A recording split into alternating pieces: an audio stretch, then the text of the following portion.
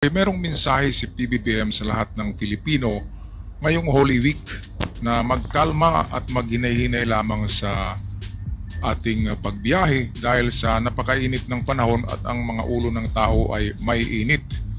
At sa video rin na ito ay makita natin, mapanood natin na nagkomentaryo si PBBM personally dito sa napakabastos na Russian vlogger sa pangalan na Vitali. Narito ang video, atin panoorin. I'm gonna f***ing rob you. Sira ulo ko. Hindi naman Pilipino, pwede ko mamurahin. Now, give me your scooter now. Give me your scooter now. Give me a ride. Yes, I'm gonna take a ride. Ang isa pa nating nakita ngayong linggo, yung kagalit-galit na pinanggagawa ng isang foreign vlogger sa ating mga kababayan. I'm gonna f***ing rob you. Biro man na ito o hindi, sino naman Pilipino ang hindi kukulo ang dugo sa napapanood natin?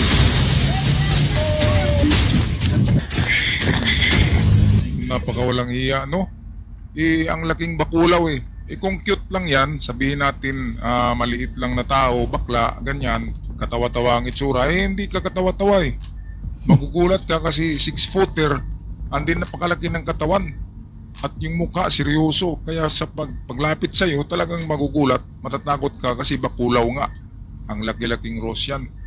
At sa ibang mga syudad daw ay ayon sa mga balita ay ito daw talaga ang prank niya, ang style ng kanyang pag-prankster ay ganito na hindi smooth yung dating eh. Hindi nakakatawa kasi ang laki-laking mama, hindi bagay sa kanya. Bagay sa kanya, bouncer sa nightclub, di ba? Mga kababayan, kaya natatakot ang mga Pilipino na pinaprank niya kasi hindi ang mukha niya seryoso, parang serial killer, di ba? At ang laking bakulaw, ang laki ng katawan eh. Kaya yung babaeng naglakad na hiningi yung wallet, talagang natatakot. Grabe, pati security guard, police ay niluloko eh. Kaya ito, sa lahat ng bansa na ginagago niya, ang Pilipinas lang ang nagpakulong sa kanya ng medyo matagal-tagal. Kasi sa ibang bansa daw, pinapalabas lang kaagad. Kasi vlogger nga, walang itong pa-file ng kaso kasi naintindihan naman nila na vlogging. Pero hindi ganun kasi sobrang pambabastos eh. Baka marami ang gagaya sa kanya ng mga Russians at iba pang nationals na pupunta sa Pilipinas and then dito gagawa ng prank na katawa-tawa ang mga Pilipino dahil hindi tayo lumalaban sa kanila eh. Kasi malaki ang katawan, subukan niya sa malaking katawan. Baka masipa siya, di ba? Mga kababayan. Kaya ito napakabastos na tao eh. Anyway, patuloy tayo sa video. Ito'y personal vlog ni PBBM sa kanyang Facebook. Kaya first time nga na napanood nating nag-comment eh. Kaya patuloy tayo. Hindi nakakalungkot dahil ito isang naging bahagi na ng social media na nagkakaroon ng mga vlogger na nanggugulo lang, nang aasar lang, nang buwisit lang, nang babastos lang para makakuha ng mga viewers. Huwag tayong sasama dyan sa ganyang klaseng ugali. Hindi naman ganyan ang ugaling Pilipino. Asahan ninyo, yung mga gumagawa ng ganyan, hindi natin pababayaan na patuloy nilang ginagawa. Tapos na po ang mga dayuhan, akala na lang, kaya na lang napastangin ang mga Pilipino. Ito ay ehemplo na seryoso tayo na sa sariling bayan natin. Hindi tayo magpapabasta. Ayan, laging binabas tayo eh. Sa WPS, binabas tayo ng mga enchik. Ngayon, Russian naman na mukhang bakulaw. Di ba kaya kahit sino? Kung ako, buti nga, nakulong na yan eh. Ko yung mukha eh. Kung ako ang gawa niya ng prank na yan, tarantado na Russian, okay lang kung cute, di ba? Yung umingiti. Alam naman natin yung ibang nagpa-prank, di ba? Magugulat tayo pero maya-maya, mapangiti tayo dahil mga katawa-tawa rin na mga muka. Pero ito, kakaiba eh. Ang laki-laking tao, 6-footer, ang laki ng katawan. Mukhang bakulaw, hindi cute. Di ba kaya matatakot ka? Kasi seryoso. Minsan sumisigaw pa eh, tinatakot niya yung yung rider, di ba? Teenager pa yun eh. Kaya natatakot talaga. Grabe, tarantado. Kaya ito, ating kagol, nagtikuka sa kulungan ngayon. Himas rihas dahil sa katarantaduhan niya. Hindi na ito niya mauulit, hindi na siya makapag-vlog sa kulungan eh. Kung isang buwan siya sa kulungan, wala siyang kita, di ba? Walang revenue sa YouTube kung isang buwan siya na nakukulong dyan. Alright, so ito, patuloy tayo, merong magandang advice si PBBM tungkol sa Semana Santa na. Magandang araw po sa ating lahat at sana ay nasa mabuti at mapayapa kayong kalagayan. Parating na ang mahal na araw at sigurado akong may kanya-kanya tayong mga lakad kasama ang mga mahal natin sa buhay. Kaya ang mensahe ko ngayon sa inyong lahat ay pag-iingat.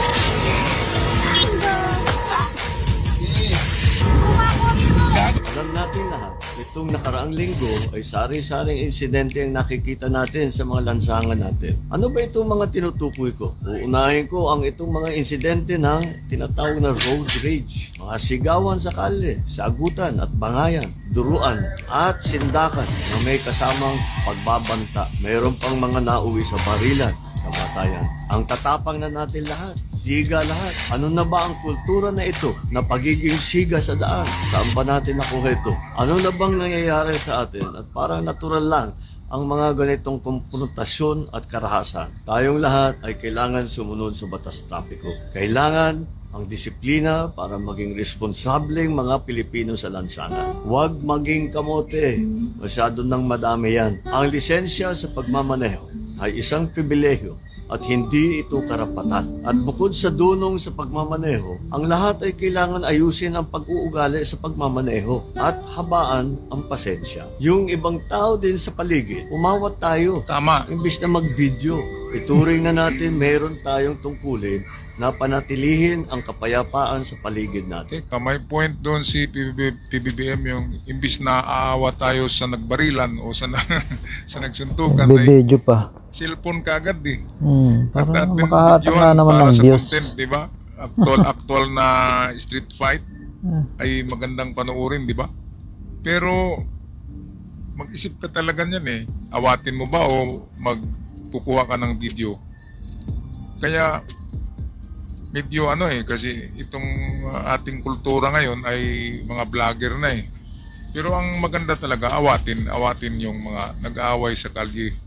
At yung cellphone mo naman ay ipaano mo na lang, kung may kasama ka, siya na lang gagawa ng video. O kaya ibigay mo sa katabi mo na snatcher yung cellphone para itakbo, di ba? At awatin mo yung nag-aaway. Anyway, napakagandang ano eh. Maganda yun. Reminders ni PBBM ngayong Semana Santa, Biyernes Santo ngayon, bukas Sabado Santo, and then itong Easter Sunday na ang pagkabuhay. Kaya meron pa tayong 2 araw na i-celebrate ang Holy Week na ito mga kababayan. Balik tayo kay PBBM.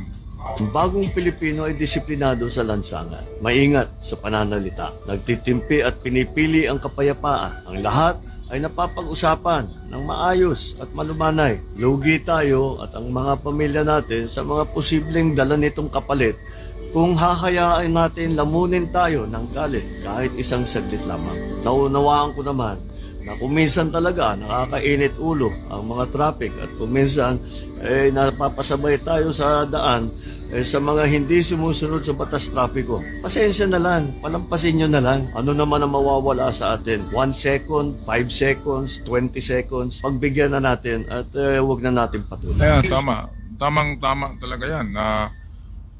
Ako, araw-araw ako nagdadrive sa highway. Kaya minsan yung kasalubong ko wala na sa kanyang lane eh. Dito na sa ano na talagang salubong na, pero ako na lang ang nag-brake, di ba? Ako na lang ang umiwas dahil nagmadali siya eh. Baka inaway ng asawa o anong rason. Yang iba diyan kasi ayaw bibigay, hindi magbigayan, lalo na yung mga intersection, di ba? Yung iba hindi nagbibigay, yung iba ay ini-screenan ka pa. Kaya nakakaano talaga. Talagang kunting ano na lang eh. Kaya mahabang pasensya, hindi kunting pasensya ang kailangan sa driver. Kapag maiksi ang pasensya mo ay talagang hindi aabutin ng 1 taon, makakita ka talaga ng suntukan sa daan. Dahil napakatarantado talaga ng ano, maraming Pilipino driver na walang seminar. Diretso na drive, di ba? Hindi nila alam yung batas sa kalye. Yung bigayan, yung pagbigayan ang importante diyan eh. Kung nakita mo kahit nawala sa linya yung nagmamadali, pagbigyan mo na kasi kung hindi ka iiwas ay babanggain ka talaga. At isa pa diyan, kapag galit ka na ay isigaw mo na lang sa sarili mo, di ba? Isigaw mo na lang sa loob ng kotse mo, huwag mo nang buksan yung bintana at huwag mo nang awayin yung yung naano mo doon, yung road rage mo. Baka may baril ay putukan ka, di ba? Kaya yung galit na yan ay ilang sandali lang yan, di ba?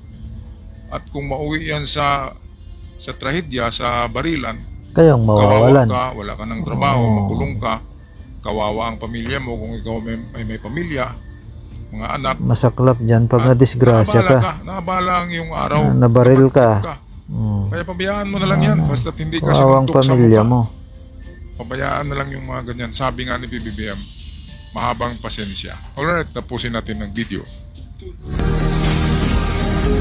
Likas na mababait ng mga Pilipino. Magalang, makapumbaba, napakahaba ng pasensya. Kaya't nakakalungkot na makitang naaabusong ganito nating katangian. Natural sa atin na matawanan lamang at hindi na palakihin ang mga ganitong klaseng pambabastos. Pero hindi nanghuhulugan na palalampasin ito ng ating pamahalaan. Dapat tayo pumalag sa mga bully. Kasama nyo ang pamahalaan para ilugar ang mga ganitong tao. Sana ay magsilbing aral ito sa mga pagtatangkang pumasok pa rito sa Pilipinas para lang hamakin at gawing katatawanan ang ating mga kababayan. Maraming salamat sa iyo, Pangulo PBBM, sa magandang payo para sa Holy Week at sa iyong komento tungkol sa nambubuli sa atin ng mga banyagang bastos na vlogger.